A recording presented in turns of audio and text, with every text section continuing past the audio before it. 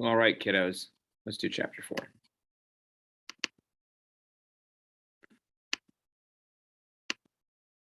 Chapter 4. What are we talking about in chapter 4? Sustainable and the natural environment. One of the big concepts you're going to need for chapter 4 is basically this first bullet point. It's that, we're kind of at a new time, a new day with how companies look at the environment and actually look at their responsibilities, what they're going to have to provide for, and their actions. Something called the triple bottom line, big concept. Previously, it was just the bottom line. What's your profitability for a company? But now they have this triple bottom line, which is what's important: people, planet, profit. So corporate sustainability is the goal of that triple bottom line of the people, the planet, and profits.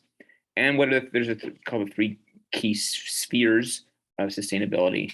That's the economic component of sustainability, making sure that this is, it works economically and is profitable.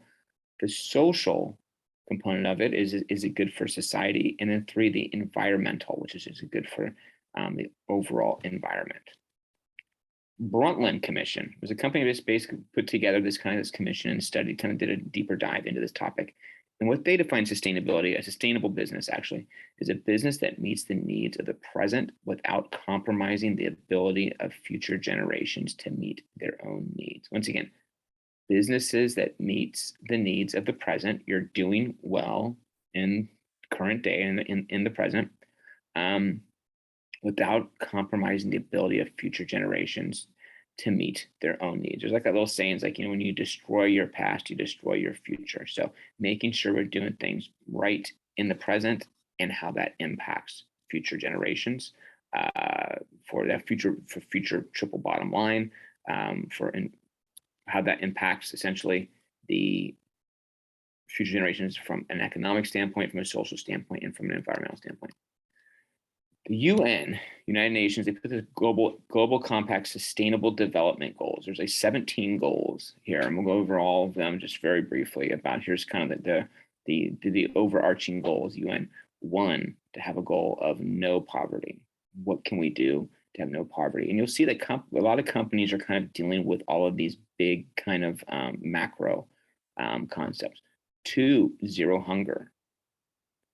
3, good health and well-being.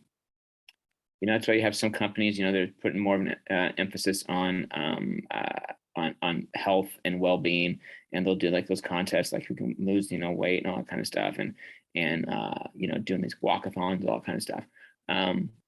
4, quality education, making sure that all people on the planet have access to quality education. 5, gender equality. It's hugely important.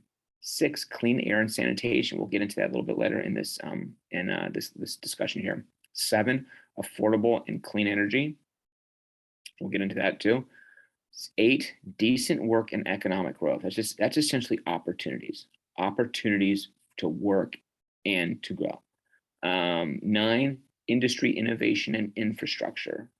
How do you really build industries within countries, even countries that have kind of been maybe looked over? How do you innovate also in the infrastructure? When you build that infrastructure, you build that whole system, the whole process that provides jobs, and actually hopefully education comes before that as well. Reduced inequalities, making sure everybody's on an equal playing field. 11, that's 10. 11, sustainable cities and communities. Don't just build something just to build from a development standpoint, to be able to just see a plot of land and develop something. You buy it and then you sell it. Make these cities and make these communities sustainable. 12, responsible consumption and production. We'll get into that a little bit later in this lecture. I'm talking about Patagonia a little bit. 13, climate action. How do we look at things like global warming and climate crisis, which I'll talk a little bit more. Life below the water. We'll talk more about that too.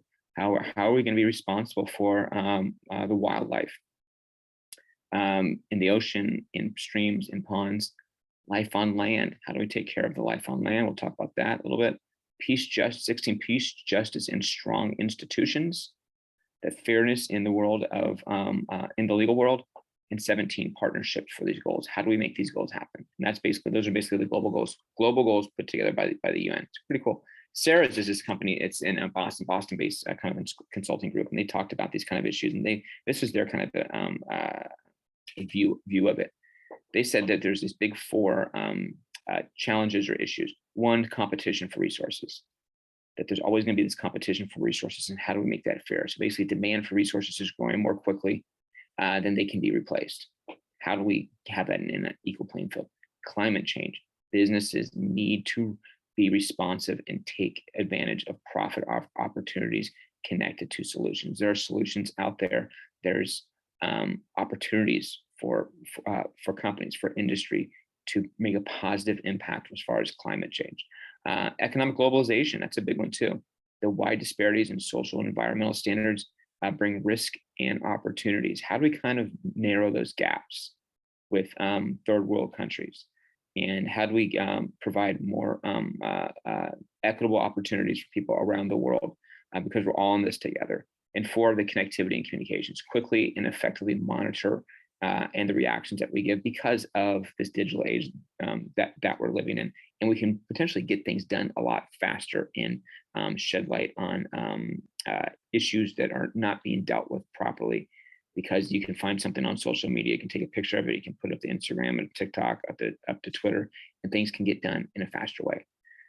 And just to think that this is not just the beginning of environmentalism. There've been waves of environmentalism. It's not just it hasn't just happened in the last 5, 10, 15, 20 years. There have been waves. Some waves have been stronger. Actually, the current wave we're in right now is absolutely the strongest that this civilization has ever had. But it did exist before us. There was that first wave, the 1700s, 1780s. That kind of what their focus was about. Environmental laws were introduced to promote settlement and extraction and use of natural resources. So that was like when the country was kind of being founded, and people were just a go-to, and they were going all around the country, and actually all around the world when there's some colonialization as well. A lot of that was kind of already done throughout the world, but it still was impacted by that. But mainly here in the US,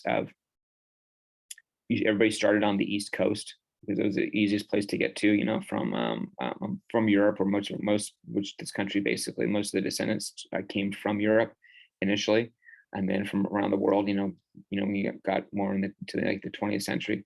But as people started settling all across the country, there was that view, those opinions of we have to do some things that are good for the environment, and are responsible for the land that we're going to settle on, and how we're going to use those natural resources.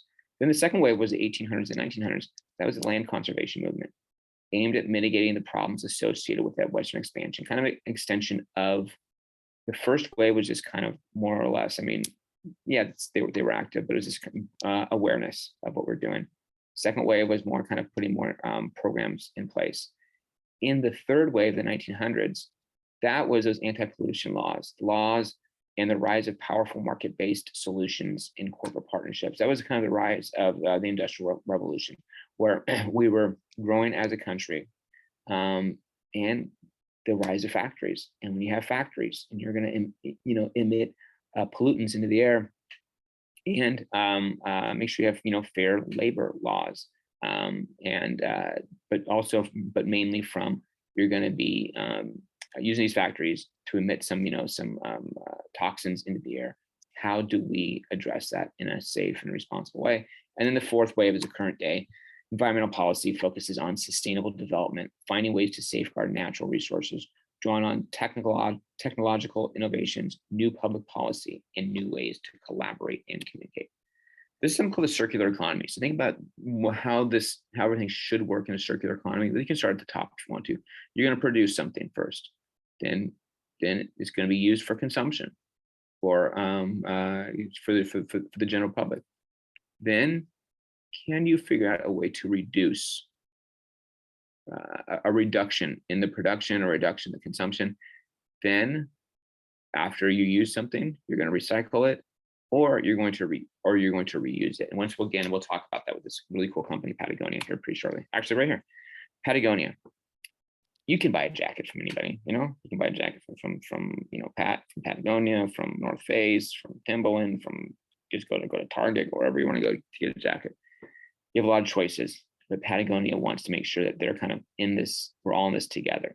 Their kind of mission, or what they believe in, is they said, we want to build the best products, cause no harm, use business to inspire and implement solutions to the environmental crisis. They tell their customers literally, don't buy our products. It's a really great campaign that they have, which is right here. Don't buy our products. They launched this in the fall and the winter, which is like, especially in the winter. Winter is where they can sell 40% of their jackets for the entire year. They'll tell their customers, don't buy this. Don't buy our jackets. We'd rather have you reduce, repair, reuse, recycle, which will be on the next slide here. So basically, part of this don't buy this jacket campaign is they will make sure that there's an alignment with them, with them as the company, the manufacturer, and their customers. Very, very important. So they have the don't buy this jacket campaign where they tell their customers, reduce. It's like a social contract, essentially. Reduce. We, being Patagonia, make useful gear that lasts a long time. You, the customer, don't buy what you don't need.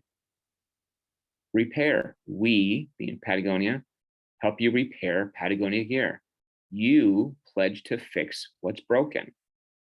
So you're not just constantly buying things, because every time you're buying something, there is a supply chain. There is kind of a draw. There is resources that are being used. And do they always have to be used? And what kind of impact that has on the environment? There's the reuse. We help find a home for Patagonia gear that you no longer need. You sell or pass it on. Once again, part of the social contract. And then the fourth thing is recycle. We take back your Patagonia gear that's worn out. You pledge to keep your stuff out of the landfills and the incinerators. And the last one is they say reimagine. Together, we reimagine a world where we take only what nature can replace. Apple has is involved in this as well. Tim Cook one time kind of got skewered at one of their big meetings. Like, why aren't you more sustainable? After that, he thought about it. He said, okay, this is what they're going to do is Apple's pushing an initiative to power all their stores, data centers, and offices in 44 countries with renewable energy, which is huge. Just think about how much energy that Apple needs to use to make their products and to test their products and to basically work just in general. So that is that's a huge step forward for a company like Apple. And Tesla, they created this entire ecosystem of sustainable brands, a group of interconnected elements formed by interactions with others in its community and environment. This is essentially, you have the Tesla, those what do they put there? There's solar panels that look like something that you're going to put on your roof. You know, this looks like you just have a regular roof, but they made of solar panels. Those solar panels basically are used to charge your home, are used to charge your car. So it's all part of this really cool ecosystem that Tesla has created. By the way, the Easter egg for this week is Villa Park. I went to Villa Park High School growing up. So Easter egg is Villa Park. What are some of the key environment issues that we're going to talk about right now, or as throughout the rest of this slideshow, which shouldn't take too much longer?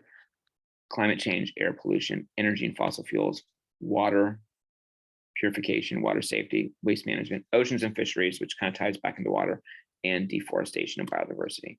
Climate change and global warming. It's always kind of a hot button issue. There's like usually two camps, the alarmists and the deniers. The alarmists are like, hey, everything in the world is falling apart right now in real time, which, there's a lot of proof to that. There's just as much as proof there is to that. There are people who are going to say things on the opposite side. So you got your alarmists, and then your deniers, and then most people in the middle. Two big kind of concepts to think about in climate change that kind of action plans are carbon footprints and carbon offsets. Carbon footprints, that's the total amount of greenhouse gases a person, product, or company emits directly or indirectly. We all have a carbon footprint of how much carbon that we're putting into the air, which is bad for, overall for the environment and for the, for global warming. There's something called the carbon offsets.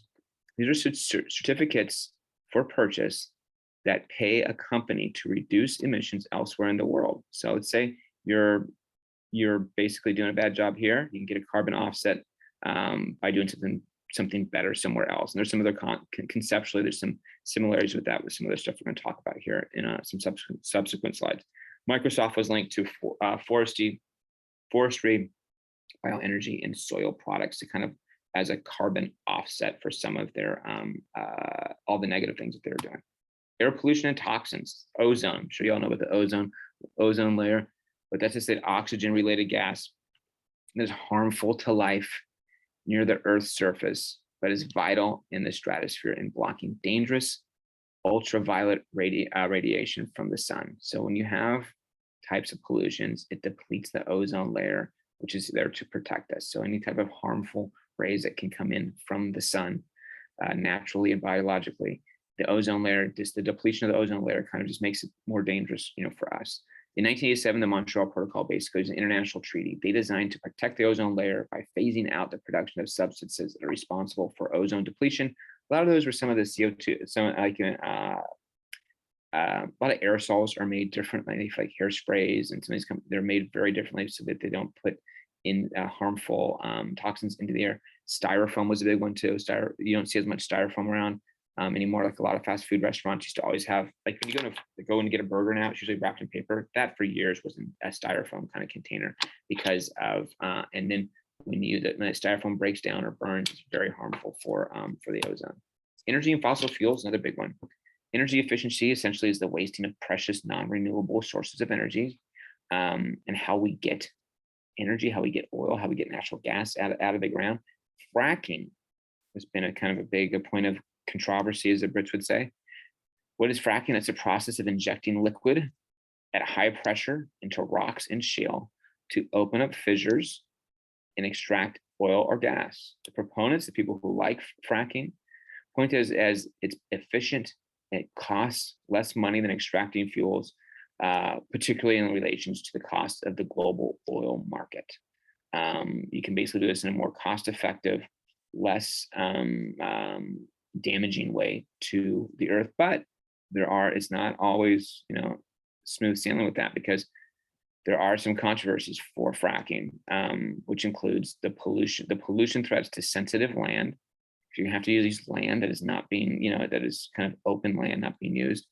When it causes leaks and contaminates the groundwater, as well as other harms to communities close to the extraction process, which is North Dakota's done a lot of fracking. I think they've done some in Idaho as well, which some areas say this is great, and other areas like this is not good for us. This is not good for our environment. Water. Now here we are. We live in the United States of America. We all want clean, basically like clean drinking water. But there's some areas like Flint, Michigan. It's a really interesting case. I encourage all of you to kind of dig into it a little bit more. It's actually in the textbook, which if you want to get kind of freaked out, just maybe do a Google search or YouTube of Flint, Michigan drinking water. They changed from their one-time providers and started to try to do it themselves, and they couldn't do it. So the city of Flint, they did not literally have drinkable water in that city. And you'd think this is something that happens in a third world country, but no, it can happen right here in the US. And also, but kind of more macro, more global, more than 4 billion people, or 2/3 of the world's population, face severe water shortages during at least 1 month every year, and some every month of the year. And then, but how invested will, companies and corporations be in water? Sometimes it won't be that much until it impacts them. And companies like Coca-Cola, Nestle, and Kraft Heinz, they know that water shortages pose a real threat to their agricultural supply chains, meaning when there's not the availability of water. That's why you have these things called there's one down in San Diego. I think we're going to have one in Orange County, maybe popping called a desalination plant. So basically, if you look at, everybody says, we don't have any water. We got the biggest, go to the West, we got the biggest body of water, in the world right there, the Pacific Ocean. Why can't we take some of that water and use it for our own good? So they have these things called desalination clinics or facilities. We take ocean water and you desalinate it, and you basically you have a process where you take the salt out of it, so that we can use that, and then you go through a purification process. But those those factories, facilities cost billions of dollars, but that might be kind of the direction where we're going. Waste management, kind of like that, just recycle. It's more about recycling, reduce, reuse, recycle, kind of that Patagonia concept. So just be mindful of what you're purchasing, what you're recycling, what you're reusing, and the overall reduction at the same time. Oceans and fisheries, this is an important thing. We all think that, just all the water that we use has to go somewhere. It just doesn't just go down the drain. After it goes down the drain, it goes someplace, right? Um, and most of the time, it's going to go to naturally, it's just going to go to the ocean. So our actions affect our waterways. And so far they have not been that better. We've not been doing a great job, but we're working on that. Each year, trillions of gallons of sewage and industrial waste are dumped into marine waters, and that's important because in the ocean are obviously our fish that we're going to eat. Um, this is kind of a scary kind of stat here. The amount of plastic in the ocean has created such a large problem that it is estimated there'll be more plastic than fish by weight in the world's oceans by 2025. That's why we have to do a better job of making sure that everything we put into down our drain, that's why the recycling is so important, so that those bottles go into the right places. And deforestation and biodiversity, this is also very important. Essentially, this just adds to soil erosion problems. It's a big cause of to the greenhouse effect. When trees are chopped down, or they fall down, or they're removed for the use of paper products, they're no longer able to absorb carbon dioxide. When you don't have trees able to absorb carbon dioxide, where is that going to go? That's just going to go up into the environment, and it's going to be bad. It's going to increase our temperatures, leading to climate change. And these are sometimes these trees they're burned for land clearing and charcoal. Thereby they release, rather than absorbing carbon dioxide, which is kind of, I'm not a scientist, and I claim to be a scientist, but it's very kind of detrimental to our environment.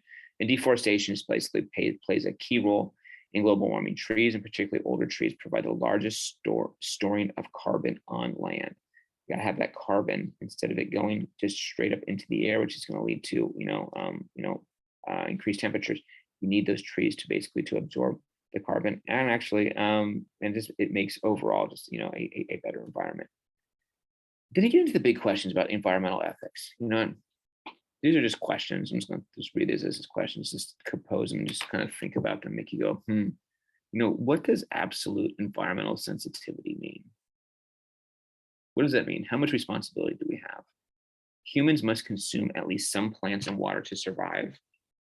So what's the right way to treat the plants and the water? If humans and their organizations need to pollute and destroy at least some of nature for their survival, what is the relative level of degradation that is ethical? Because yes, we are top of the food chain, and we have to take care of humans, but how do we do that in a responsible way? Do non-human species have rights?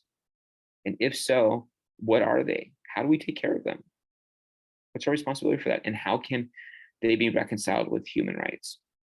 How do we assess the claims of indigenous cultures to the use of their respective environments of previously Native American country? You have also, like in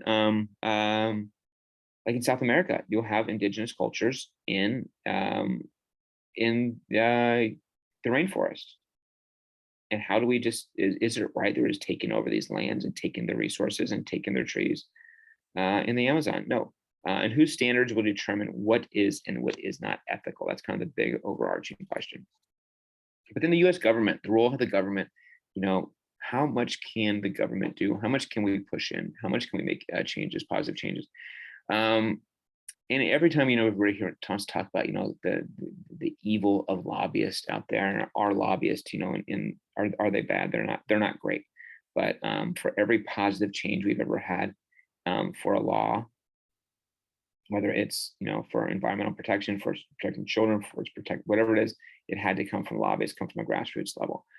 And here's some things. I'll just kind of go through some of the positive impacts the government has had on the environment. There's the EPA, the Environmental Protection Agency, created as an independent agency in 1970 to research pollution problems, aid state and local government environmental efforts, and administer many of the federal environmental laws. Most people think that this is all just stuff that's done on the left by liberals and Democrats. Ronald Reagan, one of the most conservative presidents, in modern times, he had a famous saying. He says, "Conservatives must conserve.